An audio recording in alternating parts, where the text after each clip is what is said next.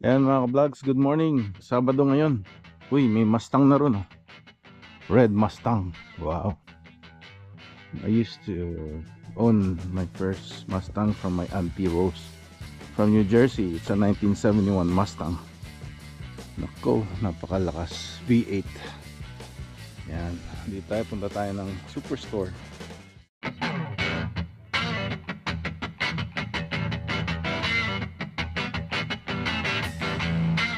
Gagawa tayo ng dininding. Magulay tayo.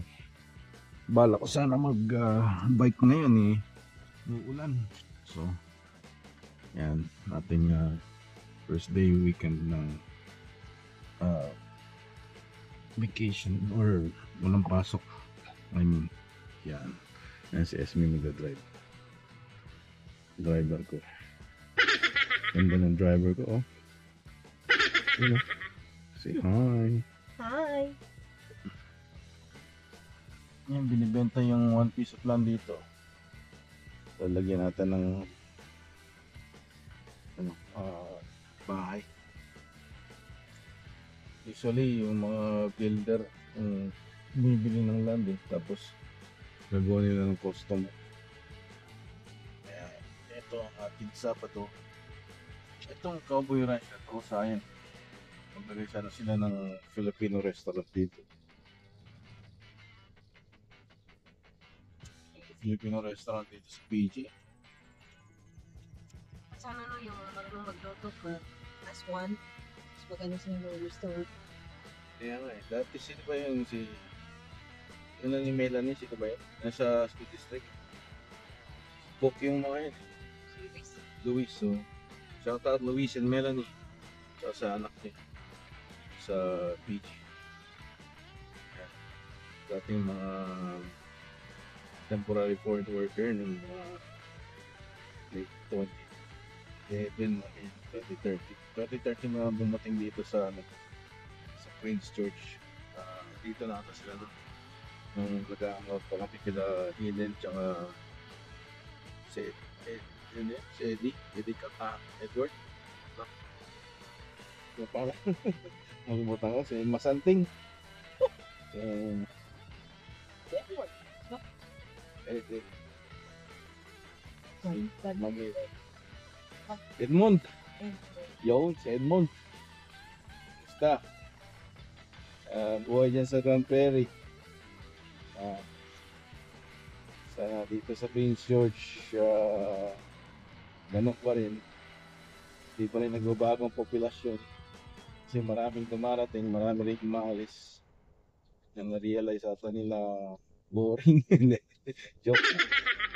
Ano ata dito? Kailangan na focus ka dito. Kung dito yung trabaho mo, wala kang magagawa. Kung gusto mong lumipat. Kaso kung yung trabaho mo yung secure dito. Sa big city, yun ang napag-usapan namin ni Ben, yung kaibigan ko na naglipat din siya galing Toronto. Dahil nga, daming dumadating na mga immigrants, so nagle-layoff ang mga malalaking kumpanya, lalo na sa technology sector. Kasi disposable, well, they go by numbers, right? The profit. So pagka mahinang profit yung mga matagal na sa kumpanya target yun kasi yun yung expense nila eh. So yung tumatagal kasi nagka-craze, tapos once na pumunta ka na dun sa certain position at saka wala nang movement sa productivity mo, siguro yun yung kanilang target ng mga big profit organization or companies.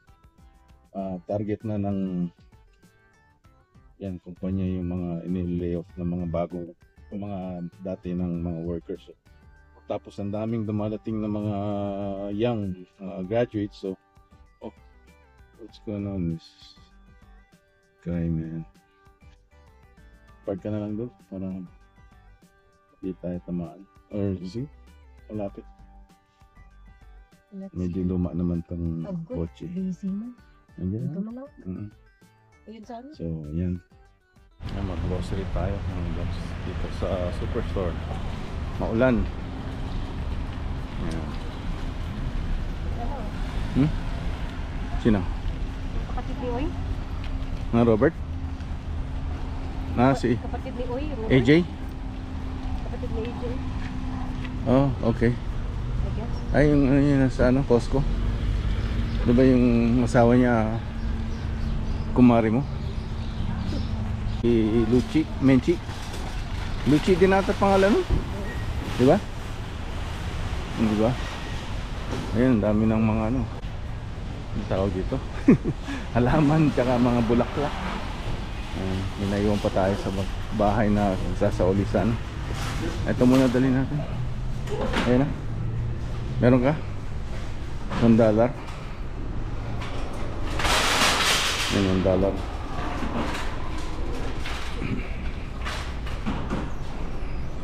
Hindi mo kaangkay. Yan, store manager si Tyler Gardner. Ayan si Cherry, oh.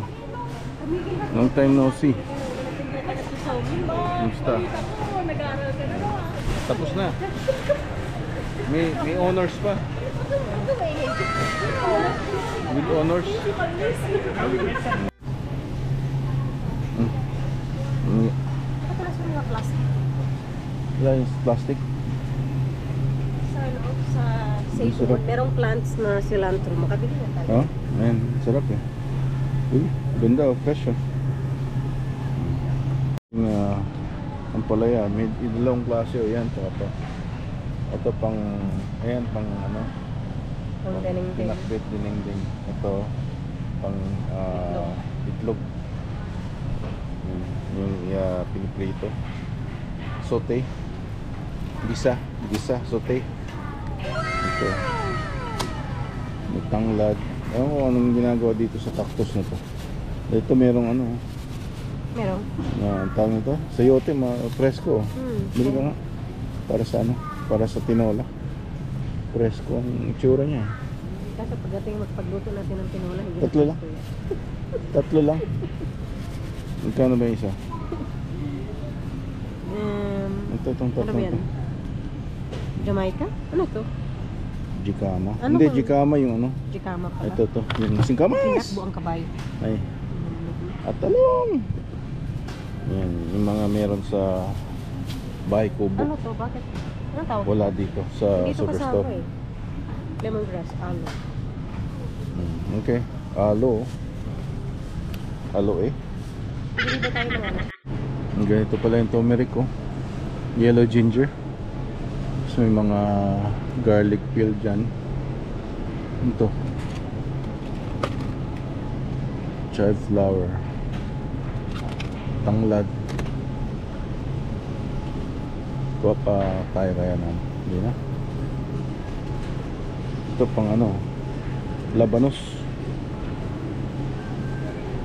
Ito ang labanos para sa soup. Ito. Sarap. Ayan. Dali. Yun tayo dito. Minsan merong ano dito, adobo flavor na chicken. No, wala, puro barbecue. Bili tayo isa? Wala eh. Walang adobo, hinahanap ko. Ano yan? Sakay salmon, mahal eh. Sakay, $32 ang isa. $7.99 per pound. $38. Wow. Milkfish, ubos na oh. Nabusan tayo ng milkfish. Air feature. Palayo pa Ilan laman yan? Ito oh. Dalawa din. Pero mahal. Mahal, 8.6. Per pound naman to eh. Magkano per pound yan? Tingnan mo dito. Yung gagawin nilang, binabaliktad nila per pound minsan, tapos minsan per kilogram. Kaya kailangan marunong ka mag... Hindi yun siya ang per pound. Ito per each na. Per each. Yeah, Ayan. walang per pound Per na dollars. nakalagay. Sa pareho lang dun pala. Ilan to? Tatlo? Tatlo. $8.99. Oh, mura to. Diba? Makarel, oh. Pang ano? Pang paksiw. Fishball, $6.99. Subukan natin. Okay, mas maganda to. Shrimp and surimi balls. Ang sarap to pang ano, pulutan. Kuha tayong dalawa. Tigisa. Ay, mas makakunti ata to. 650 grams.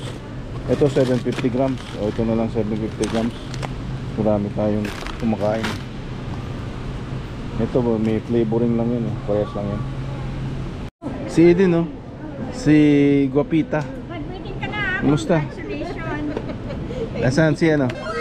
Si Joel. Oh, may mga projects kayong ginagawa na kotse? Wala. Bibenta daw niya yung kay ano yung sa anak mo, kay Christine. Si Kay ano. Yeah. Yeah, pwede yan. $10. Okay, okay na. Nagmahal lang ngayon lahat eh, no? Nagmahal na. Last week, nag-save. Oh? Sa mga Pilipino dito sa Prince George, mga ka-vlogs. Ito si Ed Mercado. Ka-basketball lang ko yan ng mga 2012, 2013. So, ayan. Ed Mercado. Ayan.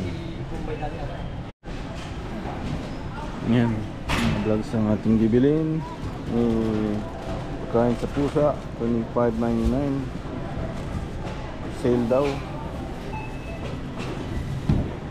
Magmahal lahat, pati pagkain sa pusa, mahal na rin. Oh no!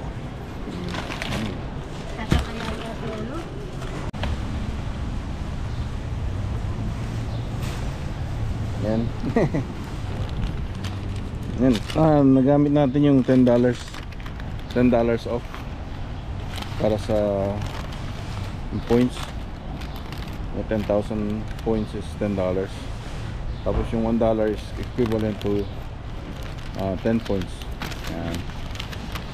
So yung mga ginamit nating expenses sa mga kinain natin sa hotel, sa restaurant, mga sa hotel, yan, nag-accumulate ng points. So yun, tipid tips para sa mga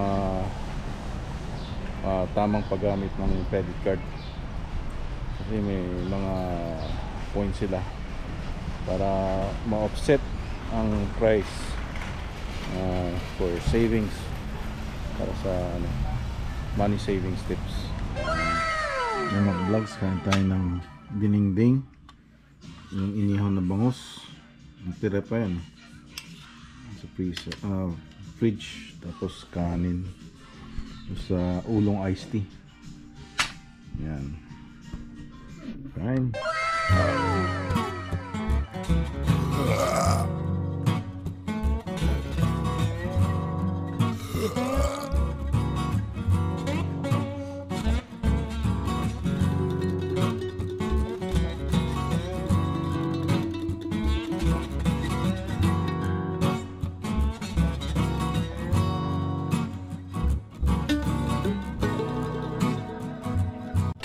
Thousand years later. Status for caregivers as soon as they arrive in Canada. Yun. As soon as they The arrive. biggest change coming in these Hindi na accounts will be magtutuyos. providing a one-step immigration process. Before, caregivers first needed to get work permits and then obtain work experience before applying for permanent residency. Under the new rules, we're simplifying the process and providing them with a clear, straightforward pathway to stay Ayun care pala. for our loved ones.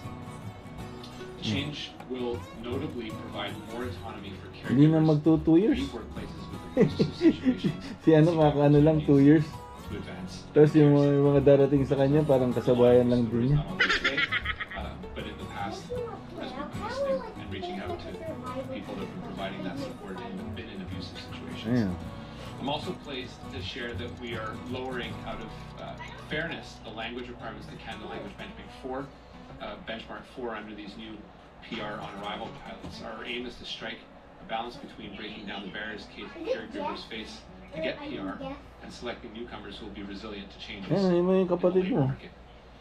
Lowering the language PR na requirements agad. is a must-needed change that we've heard directly from the community on, and will align with other programs in my department, as well as provincial programs.